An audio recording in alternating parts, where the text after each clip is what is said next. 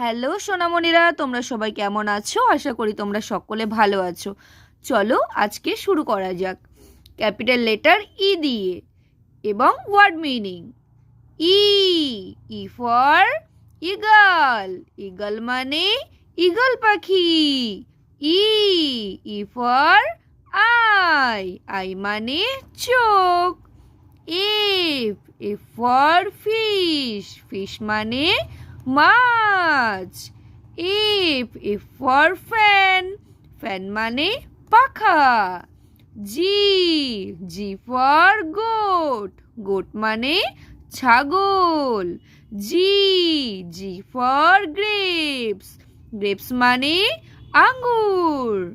H for হেন। হেন মানে মুরগি। H for hat. হ্যাট মানে টুপি।